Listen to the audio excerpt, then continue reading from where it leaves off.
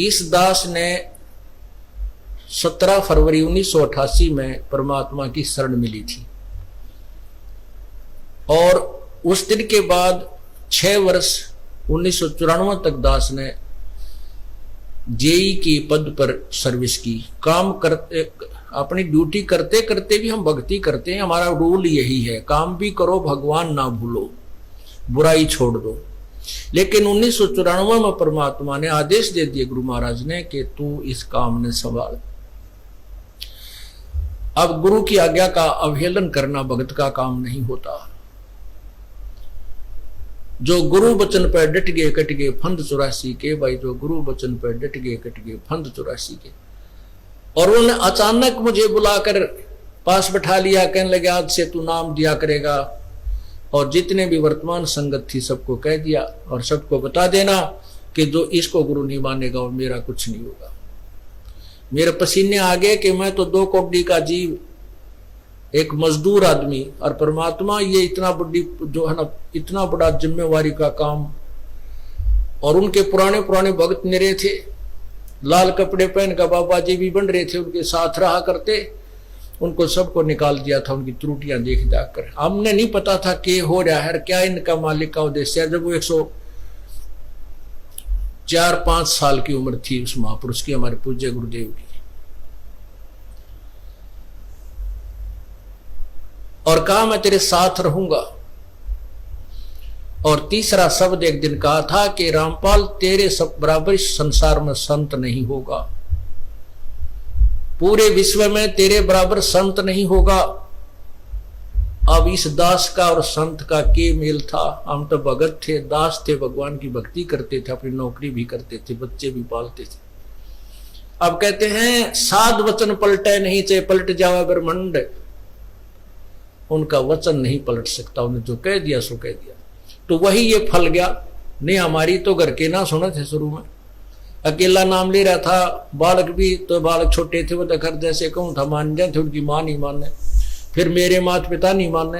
अगले भाई पुरानी लाग के ऊपर छोड़ना, बड़े साके में पा आया। फिर परमात्मा से अर्ज करी, धीरे धीरे वो समझन लागे। ना सुनते तो भी बोले जानता बावड़े की तरह। तो धीरे क्यों कान न कैसे बंद करेंगे वहां बैठे हुए। तो ये ऐसा निर्मल ज्ञान है, एक बार अंदर गया सुबह कैसी सिरंज है, जानते काम करेगी दवाई। तो धीरे धीरे कान के माध्यम से ये दवाई भेजी जाती है। और आज देख लो रंग ला दिया परमात्मा ने। उस परम पिता पूज्य गुरुदेव जी की शब्द शक्ति से सब काम चल रहा है। और कबीर परमेश्वर हमारे सिर पर रहते। तो परमात्मा उस दिन के बाद सन 1995 में इतने 21 साल के बाद इतने पाठ हम घर घर पाठ किया करते थे। 3 दिन पाठ करते थे और एक दिन पहले जाना पड़ता था। ये दास स्वयं सेवा करता था, घर घर जाके उनके सब जहां हमने पाठ करने का स्थान देखना होता था उसकी सफाई करते थे।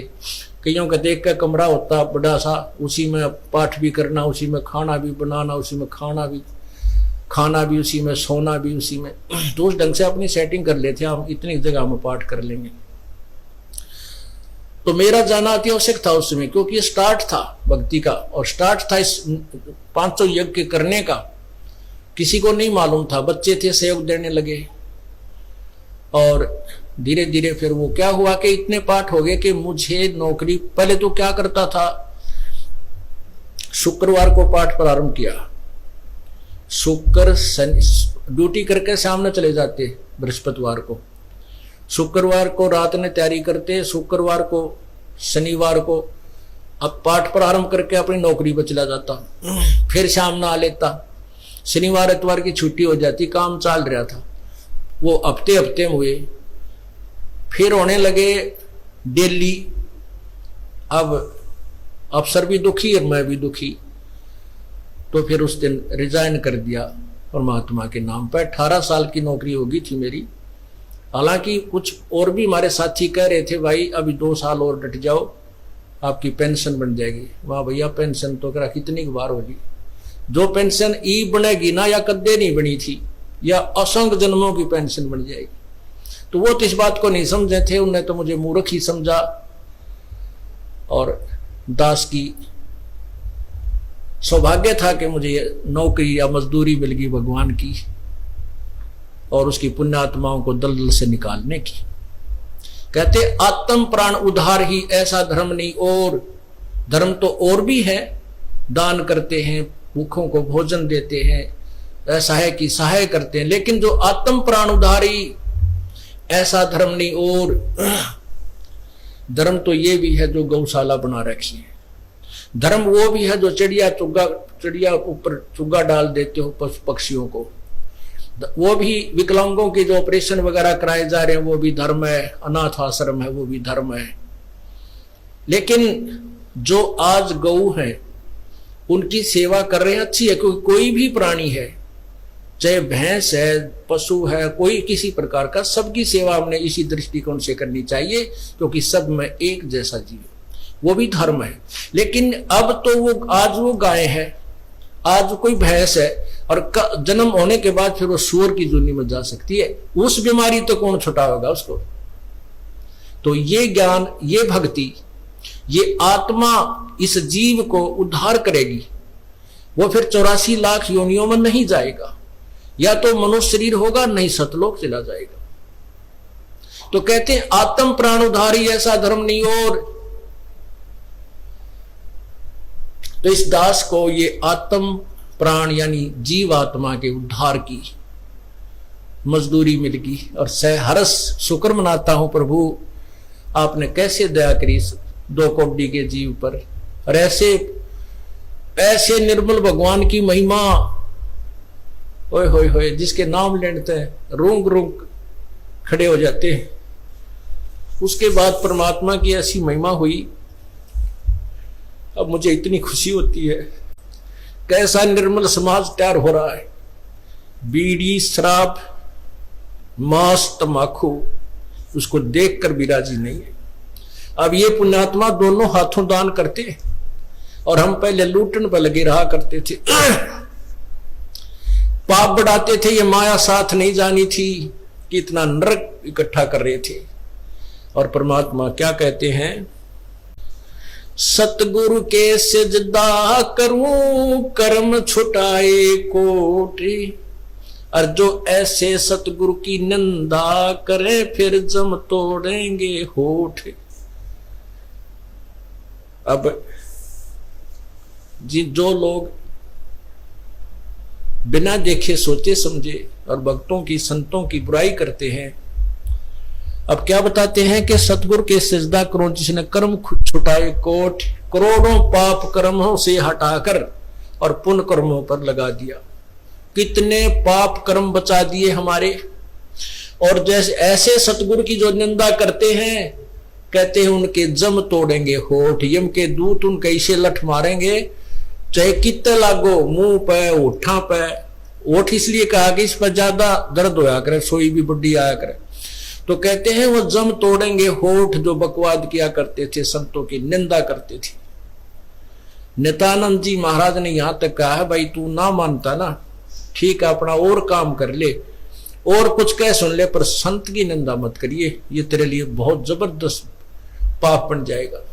लेकिन जो इस मार्ग से परिचित नहीं, वो नादान बच्चे आगे में हाथ दे देते, बिजली के तार को छू लेते, और ज्ञान होता सत्संग से, और सत्संग में ये काल नहीं आने देता। तो उस दिन के बाद परमात्मा की ऐसी रजा हुई कि बाग लाग गया भगवान का। और यही प्रार्थना करता रहा, परमात्मा तेरे बच्चे तुझे समझे पहचाने, दास को ये नौकरी दी है, इसमें सफल भी आप ही करोगे। इन लोगों ने तो आपको भी नहीं बख्शा था, जब जिस समय आप यहां आए थे काशी में 120 वर्ष रहकर गए, सारा जीवन आपके पीछे पड़े रहे। उन दुष्ट आत्मा स्वार्थियों ने अपने स्वार्थ के लिए जनता को सत्य ज्ञान नहीं समझने दिया, और परमात्मा को बहुत यातनाएं दी गई।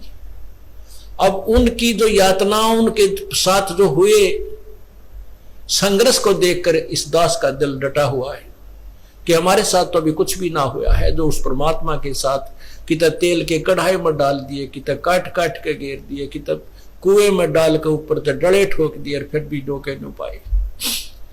वो तो समर्थ थे, और जनता कुछ नहीं बिगाड़ सकी और ना ही उनको समझ सकी।